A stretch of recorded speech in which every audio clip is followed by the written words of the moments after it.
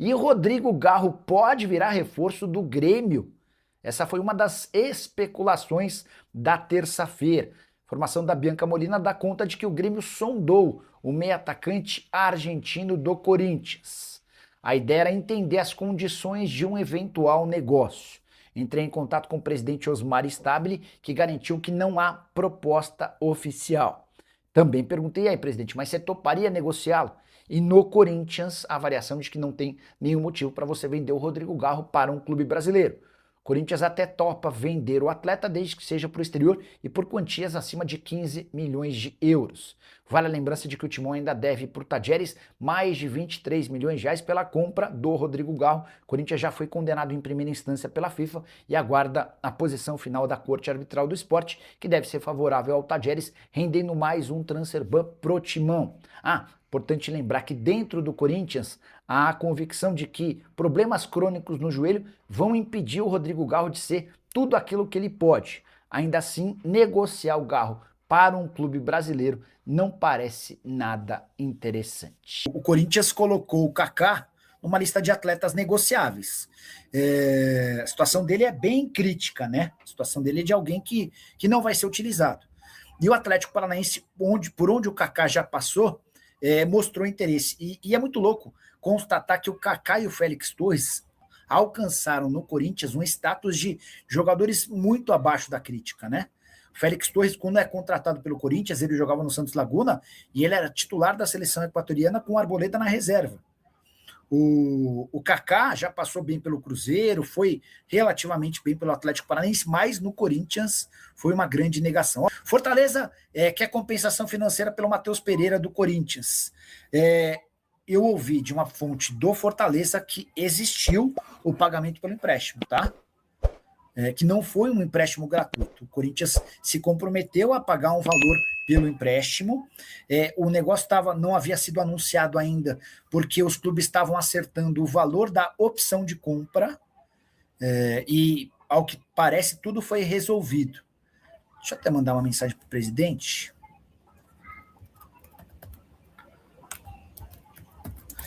Resolvido em relação ao Matheus Pereira. Vamos ver se já temos a confirmação, tá bom? Pochettino no Corinthians. Deixa só, vamos mandar uma mensagem para uma pessoa do Fortaleza.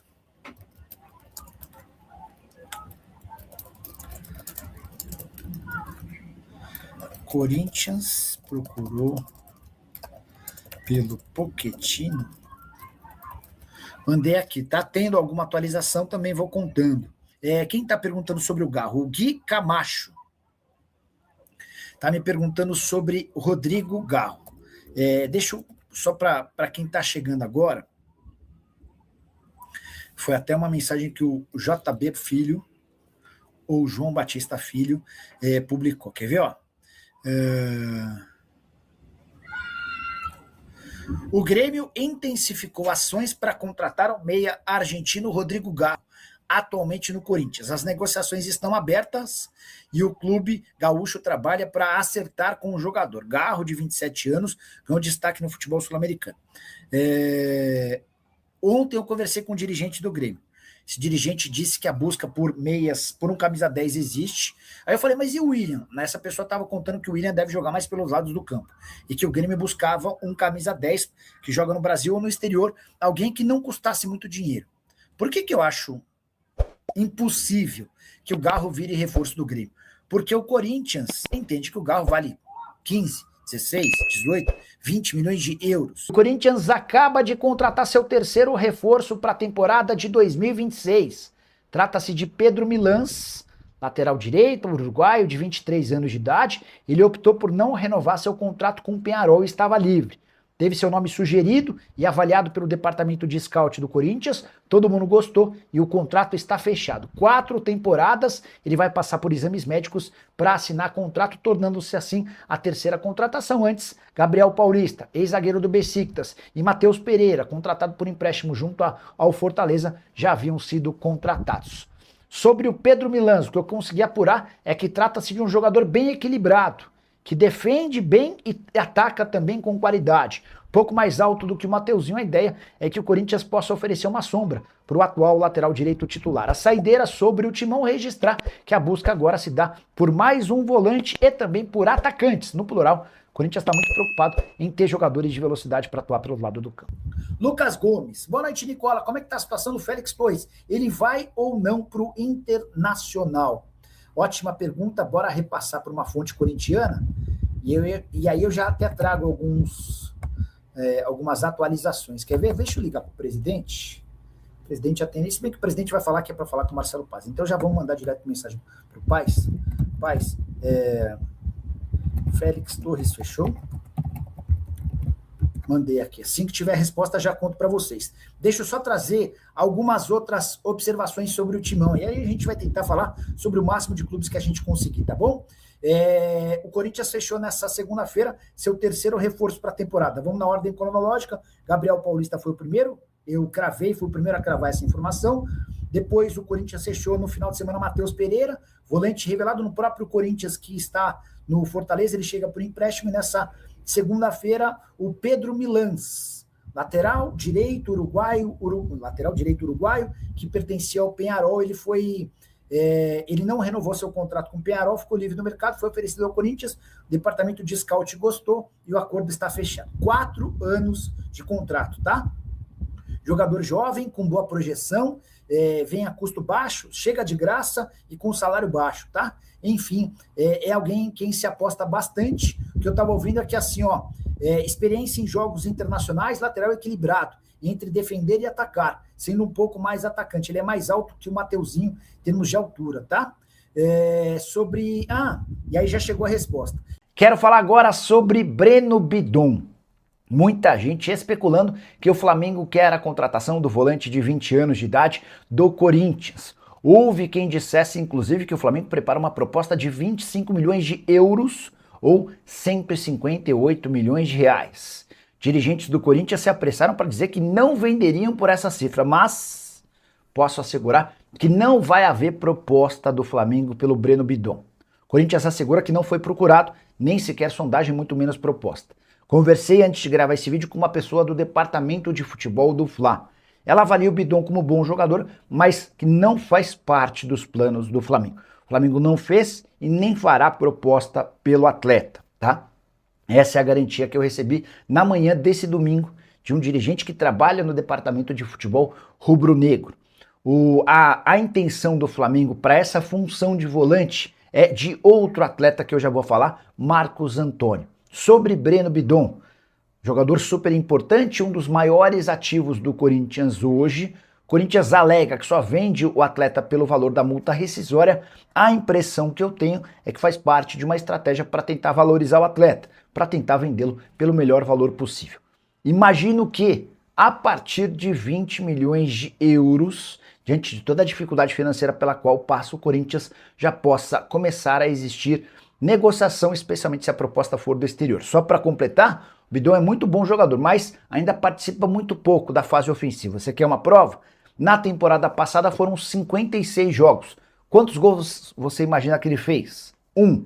E assistências, também 1. Isso tudo conta bastante de forma negativa para que o Bidon não valha tanto quanto os torcedores alvinegros. E o Corinthians já abriu sua temporada de caça a atacantes de velocidade e os 2 primeiros nomes são conhecidos. Lucas Ferreira, atualmente no Shakhtar, foi vendido na temporada passada pelo São Paulo, e Caio César, um velho sonho de dirigentes corintianos. Quero começar falando sobre Lucas Ferreira, atleta da base do tricolor, negociado diante de muitas críticas aos dirigentes do São Paulo com o Shakhtar. O Shakhtar descartou qualquer possibilidade de negócio com o Corinthians, até porque o Timão sugeriu um empréstimo com opção de compra, não haverá negócio. Em relação ao Caio César, a chance de um acordo é maior. O Caio César não é titular e muito longe de ser protagonista no Al Hilal. A ideia do Corinthians é contar com um jogador por empréstimo, com opção ou obrigação de compra se metas forem batidas, negociação em estágio inicial. O Corinthians tem conseguido reforços do meio para trás e aos pouquinhos as soluções já têm aparecido. Por exemplo, Gabriel Paulista, reforço para o sistema defensivo zagueiro. Pedro Milans, lateral direito uruguaio que pertencia ao Peñarol. Matheus Pereira, volante que veio do Fortaleza. Contei para vocês pela manhã que Cauã Diniz também pode ser contratado, volante que pertence ao América Mineiro. Faltam os atacantes de velocidade, e essa é uma prioridade desde a chegada do Dorival. O problema é que esses atacantes de velocidade são mais caros. Além de salário, há necessidade quase sempre de composição e compensação financeira, não há grana para muitos investimentos. De qualquer forma, o Caio César quase virou reforço do Corinthians na última janela, o negócio só não aconteceu porque o Corinthians, a partir do momento em que a coisa avançou, havia tomado um transfer ban e estava proibido de registrar atletas. Bora fechar o vídeo para falar sobre o Corinthians, que já contratou Gabriel Paulista, Matheus Pereira e Pedro Milans. O próximo reforço pode ser Cauã Diniz, volante de 21 anos de idade, que pertence ao América. Esse jogador foi muito bem avaliado pelo departamento de scout do Timão e poderia chegar ao Corinthians sem custos. Cauã entrou na justiça e conseguiu, em primeira instância, a sua saída do América. O Coelho lhe devia 2 meses de salários em carteira, 4 meses de imagem e fundo de garantia. A audiência está marcada para 26 de janeiro, mas os representantes do Cauã Diniz e dirigentes do América chegaram a um acordo para que o atleta saísse sem justiça, deixando 30% do valor de uma venda futura para o Coelho. Diante desse cenário, vai caber ao Cauã e a seu representante, o Diogo Silva, escolherem o próximo clube. O Botafogo é um dos principais interessados, mas, segundo o staff do jogador, o Corinthians entrou na parada e pode acabar levando a melhor. Antes de gravar esse vídeo, consultei uma pessoa do Corinthians que tratou o negócio de maneira mais fria, muito menos quente do que eu ouvi de representantes do atleta. De qualquer forma, se você não conhece Cauã Diniz, volante revelado no próprio Coelho, deixou excelente impressão na reta final da temporada passada, jogando como titular absoluto sob o comando de Alberto Valentim. Jogador que disputou 37 jogos com 2 gols e 1 assistência, chegaria sem custos, com o Corinthians ficando com 70% dos direitos econômicos e deixando 30% para o América. Valeu, fiel! Tamo junto demais. Aqui é o Radar Corintiano. Sempre na cola das notícias do Timão, do jeito que o corintiano gosta. Se você curtiu o vídeo, já fortalece aí com o like, porque isso ajuda demais o canal a crescer. Aproveita e compartilha com aquele parceiro que vive falando de Corinthians o dia inteiro. Se inscreve aí também, porque aqui todo dia tem resenha, tem notícia quente e tem aquele papo reto sobre o nosso Coringão. Se cuida aí! E vamos que vamos, porque o Corinthians não para nunca. E o Radar Corintiano também não!